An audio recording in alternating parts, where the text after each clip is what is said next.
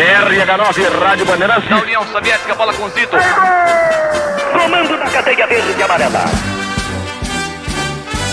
Memória do Esporte.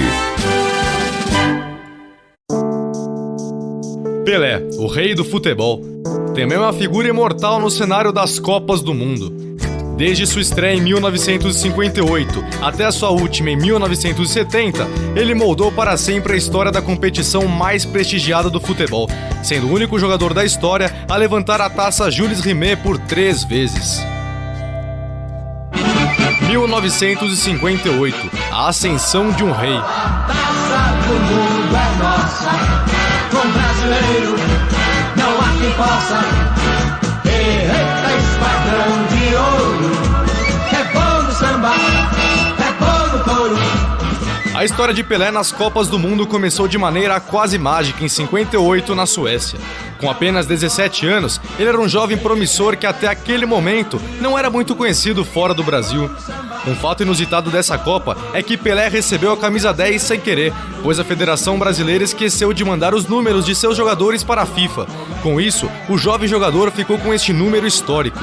Havia um misto de curiosidade e ceticismo em torno de seu nome, mas o que se viu em campo foi nada menos do que genialidade. O próprio rei dizia que não tinha responsabilidade nenhuma. Muita gente diz, como pode, Pelé, você, aquela responsabilidade? Poxa, mas na realidade, eu não tinha responsabilidade nenhuma. Pepe, companheiro de Pelé no Santos, sabia que o garoto não ia se intimidar. Nós que já o conhecíamos do Santos sabia que com ele não ia ter negócio de medo de Copa do Mundo. Pelé começou a competição no banco recuperando-se de uma lesão. Já na terceira partida foi titular com um dos seus maiores parceiros de seleção, Garrincha. Contra a União Soviética, o Brasil venceu por 2-0. Com isso, a amarelinha avançou para as quartas e enfrentou o país de Gales. Neste jogo, a equipe brasileira venceu com o primeiro gol de Pelé em Copas do Mundo. Tal feito é um recorde na competição, sendo o jogador mais jovem a balançar as redes, com 17 anos, 7 meses e 24 dias. Vai arremessar de sorte para Mazola, repetindo o lance. Mazola de puxeta para o corpo de Diniz, de cabeça para Pelé. Pelé deu para espetacularmente, atirou para o lance e gol!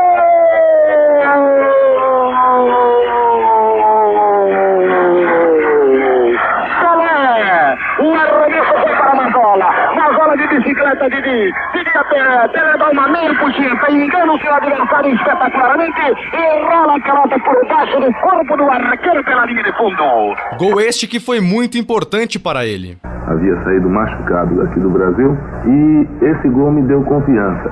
Daí então eu peguei a posição de titular da seleção brasileira. Nas semifinais contra a França já estava em plena forma. Ele marcou 3 gols guiando o Brasil à final com uma goleada por 5-2. E mais um recorde na conta. O atleta mais jovem a marcar um hat-trick, 3 gols de uma mesma partida em Copas do Mundo. E na decisão contra os anfitriões suecos, o Brasil estava diferente, dessa vez de azul, já que os donos da casa também usavam um uniforme amarelo. Zagallo explicou que a mudança da cor da camisa foi muito bem pensada dentro do vestiário. O Paulo Machado Carvalho, com medo que a mudança de camisa atingisse o pensamento de todos, porque com a amarela nós estávamos ganhando tudo, ele disse que aquele azul era o manto sagrado da Nossa Senhora. Para Pelé, nada diferente. O jovem prodígio brilhou novamente, balançando a rede 2 vezes. Rolou para Zagallo. Zagallo espera a marcação do médio adversário. Passa por ele agora para dentro da área. Vai carregando. Bola recuada para Nilton Santos. Nas proximidades da área. Tenta levantar para Pelé. Escorregou na hora para no peito. Domina. Drible espetacularmente. Vai tirar a tira e gol! Orlando para Pelé. Pelé domina no peito. De calcanhar para Zagallo. Zagallo prepara-se. Tem Pelé. Levantou. Pelé entrou de cabeça para o arco e gol! Pelé, com uma cabeçada extraordinária, marca o 5º gol do Brasil. O Brasil goleou por 5-2 e Pelé, ainda com lágrimas nos olhos após o apito final, foi carregado pelos seus companheiros como o novo rei do futebol mundial.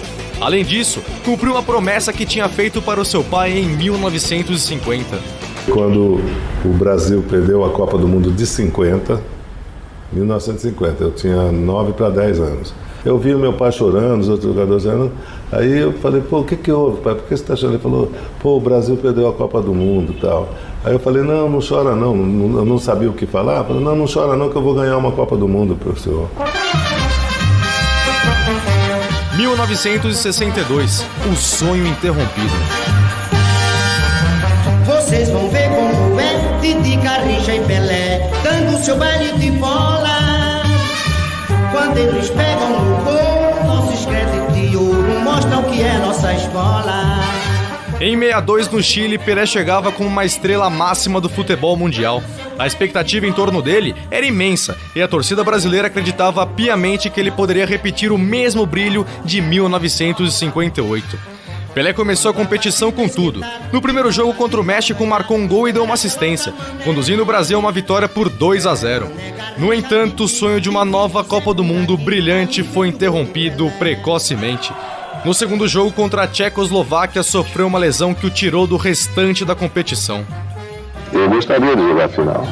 Eu gostaria de ter jogado a final. Aliás, a gente se prepara para isso, porque era quase a mesma turma, né? Você viu que foi pouca mudança, porque o pessoal de 58 estava todo. Então era um grupo muito unido. E na contusão, é evidente que eu nunca esperava de ficar fora, porque eu senti que era grave quando eu chutei a bola, não sei, eu bati de esquerda, a bola bateu na trave, e quando eu quis acompanhar, eu senti que a perna bambeou. O Brasil, porém, tinha um elenco forte e talentoso, e Garrincha, outro gênio do futebol, assumiu o protagonismo, levando a seleção ao bicampeonato. 1966, a frustração. A Copa de 66 na Inglaterra foi marcada pela frustração de Pelé e do Brasil. Após 2 títulos consecutivos, a Canarinho chegou ao torneio como a grande favorita, mas a campanha foi decepcionante. Pelé, ainda sendo considerado o melhor jogador do mundo, começou com uma atuação promissora contra a Bulgária, marcando o gol de falta na vitória por 2-0. No entanto, ele foi caçado em campo com entradas duras e muito violentas, algo que seria constante naquela Copa. No segundo jogo contra a Hungria, Pelé foi poupado para se recuperar das pancadas sofridas, e o Brasil perdeu.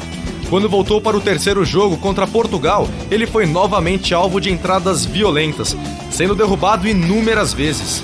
Durante o jogo, o zagueiro português João Moraes cometeu 2 faltas seguidas sobre Pelé. O jogador não foi expulso pelo árbitro e Pelé teve que retornar e permanecer em campo mancando pelo resto do jogo, já que o time tinha feito todas as substituições possíveis.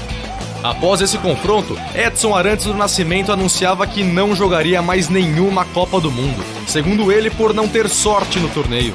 Foi em 62, eu me machuquei, mas eu pude jogar, graças a Deus, depois eu continuei, aí a gente...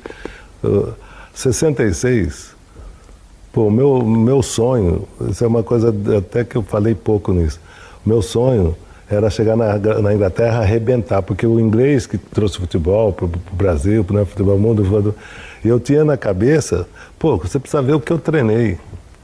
O pessoal daquela época sabe, pô, então eu acabava o treino, eu ficava no Maracanã correndo, a gente treinou no interior aqui também, lugares de treinamento, acabava o treino, todo mundo ia embora, eu ficava lá, porque eu falava, pô, vou jogar na Inglaterra, Copa do Mundo na Inglaterra, o Brasil, pô, vou ter que arrebentar, não sei o quê.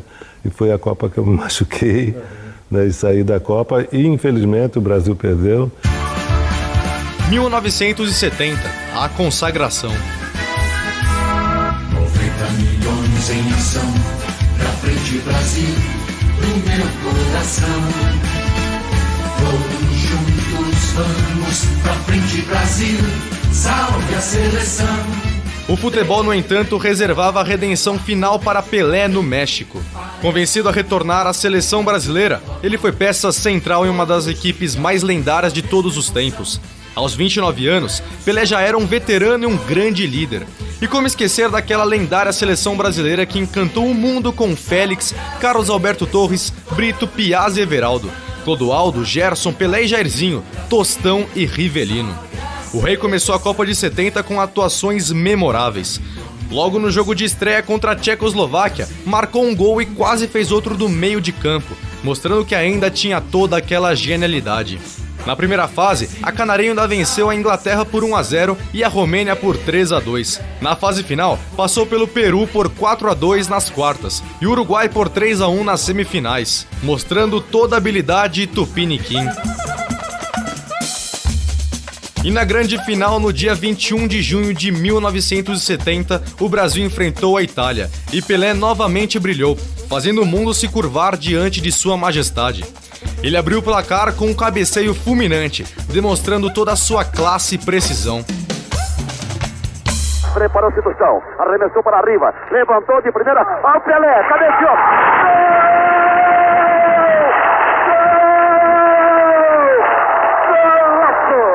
Golaço de Copa, golaço do Brasil, Pelé número 10, movimenta-se o placar da Copa. Mas também quando a bola partiu da defesa com um passe de Gerson para Clodoaldo, que driblou 4 italianos e soltou para Rivelino. Num belo lançamento, achou o Jairzinho cortando para o meio e deixando para Pelé. No momento que ele dominou, o tempo pareceu parar. Apenas duas coisas estavam em movimento: a perna direita do Rei e a correria de Carlos Alberto Torres. O resto todos nós conhecemos. Olha o passeio de Clodoaldo, outra finta de Clodô, entrega para Rivelino, domina o astro do parque, levanta a bola para Jair pela esquerda, atenção, desceu Jair, bateu a Paquete, rolou para Pelé, atenção, Pelé para Carlos Alberto, livre, olha a bomba para o goleiro!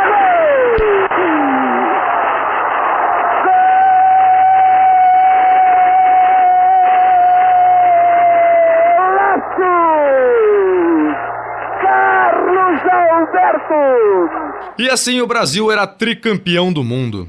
Atenção, Brasil! Falta pouco, Brasil! Atenção, levanta o braço, juiz! Final da peleja! Brasil! Tricampeão do mundo! É nossa em definitivo, Brasil! Essa deusa de ouro, de braços erguidos, essa deusa tão jovem, tão velha de histórias, erguidas para o alto do céu do Brasil. Para a torcida brasileira, aquele foi o ápice do futebol arte. E Pelé, a grande estrela, estava no centro desse espetáculo. Brasileiros, este sim foi o maior espetáculo da Terra. Este foi o maior campeonato mundial de futebol. A história do futebol daqui para frente não terá condição e oportunidade para repeti-lo. O Uruguai começou o campeonato do mundo em 30 e depois ganhou em 50. O Brasil derrotou o Uruguai aqui no México. A Inglaterra conquistou o campeonato de 1966. O Brasil derrotou a Inglaterra na cidade de Guadalajara. A Itália foi a bicampeã depois do início vitorioso do Uruguai, com um bicampeonato de sequência em 34 e 38. O Brasil derrotou de forma categórica e impressionante por um placar que determina uma superioridade absoluta de 4-1.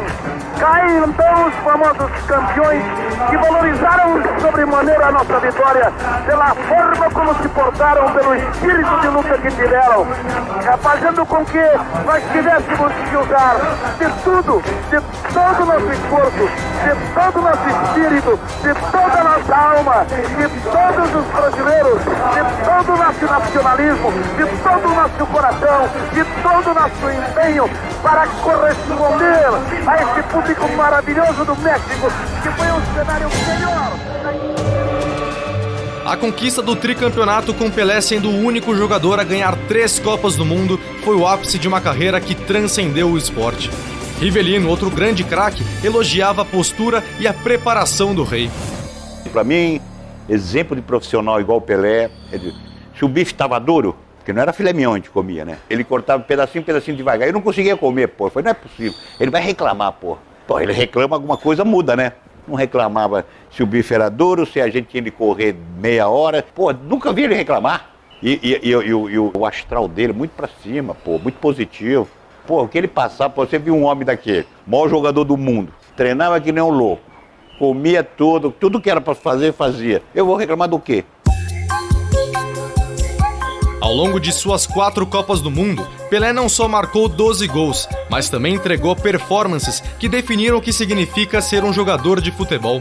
Com suas jogadas mágicas, Pelé encantou milhões de pessoas ao redor do planeta, unindo povos e nações em torno de uma paixão comum, o futebol. Pelé é eterno, sua lenda transcende o tempo e seu legado viverá para sempre no coração de todos nós. Por isso, Rei, hoje dizemos com orgulho, obrigado por tudo. Obrigado por fazer do Brasil um sinônimo de paixão. O futebol nunca será o mesmo sem você, mas graças a você, ele sempre será o que é, o maior espetáculo da Terra.